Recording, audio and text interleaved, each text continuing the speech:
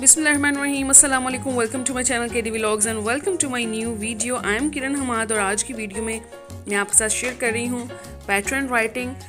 Basic pattern writings जो हैं वो आपसे शेयर कर रही हूँ, जो कि राइटिंग के लिए बिगनर्स के लिए, प्री स्कूलर्स के लिए बहुत ज़रूरी है। बिफोर स्टार्टिंग प्रॉपर राइटिंग उनके लिए ये स्ट्रोक्स जो लर्न करना बहुत ज़रूरी हैं। और लास्ट वीडियो में मैंने आपके साथ शेयर किया था कि किस तरह से जो है वो आप बच्चों की राइटिंग को इम्प्रूव कर सकते हैं, ठीक है, और किन बातों को आपको राइटिंग के ड्यूरिंग याद रखना चाहिए। एक्चुअली राइटिंग जो है वो एक बहुत कॉम्प्लेक्स एक्शन है विच इन्वॉल्व्स सेवरल एक्ट्स और these movements are individual efforts and need practice.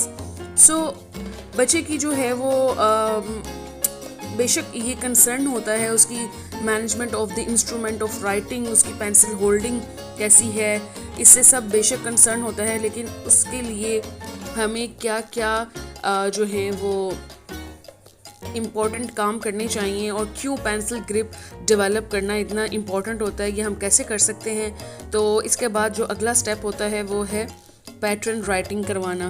तो इसके लिए ज़रूरी है कि जब बच्चा राइटिंग करता है तो उसके लिए आसान हो जाए पेंसिल को घुमाना, ठीक है। तो कैपिटल राइटिंग के लिए हम जो है ये स्ट्रोक यूज़ करते हैं, और वो स्ट्रोक्स क्या हैं? स्टैंडिंग लाइन, स्लीपिंग लाइन और स्लैंटिंग लाइन, कर्व्स हैं, जिगजैग लाइन है, लूप्स हैं।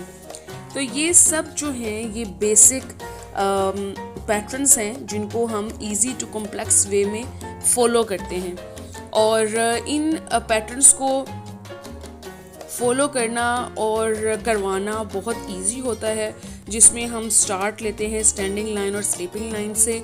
और पहले तो आपने करना क्या होता है कि इन सब लाइंस को इंट्रोड्यूस करवाते वक्त पहले आप बच्चे को एक ब्लैंक पेपर पे भी करवा सकते हैं। जस्ट आप उसको इंट्रोड्यूस करवाते हैं लाइन को, और उसको आप फ्री हैंड राइटिंग करने के लिए कहते हैं, और कर चुके हैं। इससे पहले आप एक स्टेप ये कर चुके हैं कि बच्चा स्क्रिबलिंग वाली स्टेज से गुजर चुका है, अब उसको पेंसिल होल्ड करना आ गया है, और पेंसिल होल्ड करने के बाद अब उसको करना क्या है, आपने उसको इंट्रोड्यूस करवानी है लाइंस, जिन्हें हम पैटर्न राइटिंग भी कहते हैं और राइटिंग स्ट्रोक्स भी कहते हैं, ठीक है, जो बच्चों को कैपिटल लेटर्स और नंबर्स लिखने में बहुत हेल्प आउट करती हैं। बेसिकली बच्चा राइट ही इन्हीं लाइंस के अच्छे इंट्रोडक्शन के बाद ही स्टार्ट करे तो वो बेटर होता है। सबसे पहले अब हम स्टार्ट ले रहे हैं स्लीपिंग लाइन से। स्लीपिंग लाइन में मैंने आपको बताया कि आप डॉट टू डॉट ज्वाइनिंग करवाएं बच्चों को, ठीक है। ये मैं 4 लाइंस इसलिए यूज़ कर रही हूँ कि बच्चों को करना ही इन लाइंस पे राइटिंग करनी होती है। किसी भी ब्लैंक पेपर पे राइटिंग देने के बाद, बच्चे को फ्री हैंड राइटिंग करवाने के बाद आप उसको इन 4 लाइंस पे ही जो है वो अगर प्रैक्टिस करवाएं तो बहुत अच्छे रिजल्ट्स होते हैं, जिस पे बच्चे ने आगे जाके भी जो है वो काम करना होता है। तो पहले आप फ्री राइटिंग करवाने के बाद आप उनको डॉट्स दे दें, पहले डॉट्स करीब करीब दे दें और फिर आहिस्ता आहिस्ता उन डॉट्स को दूर करते जाएं, और फिर ये करें कि आहिस्ता आहिस्ता डॉट्स को कम करते जाएं, ठीक है। और ये बच्चों के लिए बहुत आसानी रहती है। इजी टू कॉम्प्लेक्स जाना है, पहले डॉट्स ज़्यादा देने हैं, उन पे ज्वाइन करते हुए उनको लाइंस को इंट्रोड्यूस करवाना है, और फिर आप उनको डॉट्स आहिस्ता आहिस्ता कम करते जाएं, और बच्चों की भी इतनी राइटिंग स्किल्स बढ़ जाती हैं, अब उनकी हैंड मूवमेंट इतनी बेहतर हो चुकी होती है कि वो इन डॉट्स को इजीली ज्वाइन कर सकते हैं। ये जो मैं आपको सिर्फ एक वीडियो में बता रही हूँ, आपने इसको सिर्फ एक वीडियो में या एक दिन में प्रैक्टिस नहीं करना, आपने इसको कम से कम जो है वो 1 मंथ लेके चलना है, 2 मंथ्स लेके चलना है, इन लाइंस को इंट्रोड्यूस करवाना है, और तभी आप अच्छी फॉर्मेशन बच्चों की उनका रिजल्ट्स में देख सकते हैं।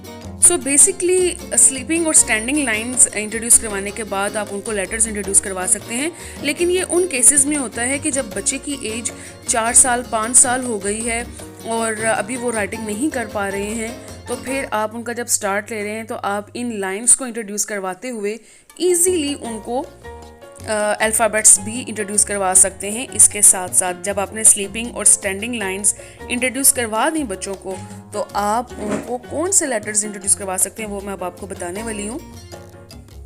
आप उनको I, L, F, E, H, T, ये लेटर्स जो हैं वो स्टैंडिंग और स्लीपिंग लाइंस इंट्रोड्यूस करवाने के बाद बता सकते हैं।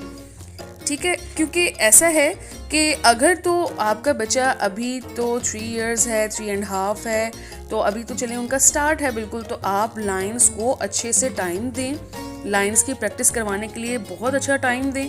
लेकिन अगर एज ज़्यादा हो गई है और वो अपनी इस बेसिक स्टेज को मिस कर चुके हैं, समहाउ मदर को टाइम नहीं मिला या उनके लिए कुछ भी हैपनिंग्स हो सकती हैं और बच्चे की जो भी प्रैक्टिस है वो डिले हो गई है, तो आप उसमें फिर बच्चों को स्लीपिंग और स्टैंडिंग लाइन इंट्रोड्यूस करवाने के बाद ये ILFEHT जो इजी होते हैं, इन लाइंस को सीखने के बाद आप इंट्रोड्यूस करवा सकते हैं।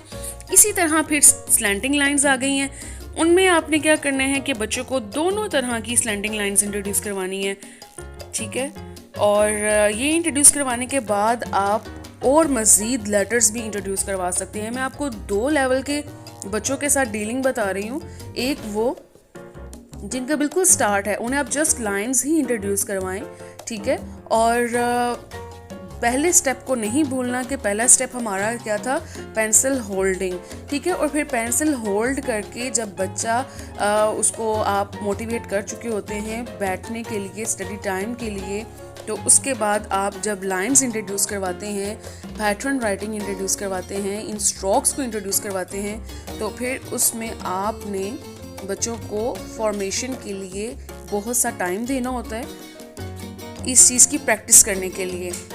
और ये लेटर्स मैं आपको उन बच्चों के लिए बता रही हूँ कि जो थोड़ा डिले हो जाते हैं और एज उनकी मतलब प्रेप क्लास के लिए रेडी हैं लेकिन उनकी राइटिंग अच्छी नहीं हो पाती, तो आप किसी भी लेवल पे बच्चों को ना वैसे ये पैटर्न इंट्रोड्यूस करवा सकते हैं।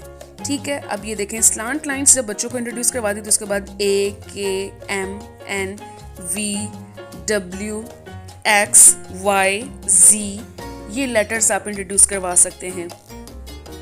साथ साथ आप इनके नेम बताते हैं उन्हें, फिर अच्छी रिकग्निशन देते हैं, फ्लैश कार्ड्स का यूज़ करते हैं और बच्चों की राइटिंग के साथ साथ उनकी रीडिंग भी अच्छी हो जाती है, तो लेटर रिकग्निशन अच्छी हो जाती है। उसके बाद जब कर्व्स आते हैं तो कर्व्स में पहले देखें C है, और ये भी आपने कर्व्स हर तरह से इंट्रोड्यूस करवाने हैं।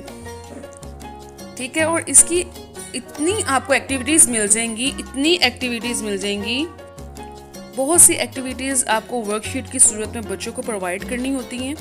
ये तो जस्ट मैं आपके एक पेरेंट्स की या टीचर्स की अंडरस्टैंडिंग के लिए जस्ट ये वीडियो एक बना रही हूँ, और आगे से आपने बच्चों को ये किस तरह से प्रेजेंट करनी है उसकी बहुत सी, ये देखें, कर्व्स जब इंट्रोड्यूस करवा दी उसके बाद CBDGJOP और QRSU इंट्रोड्यूस करवाने के बाद आप बच्चों को नंबर्स भी इंट्रोड्यूस करवा देते हैं।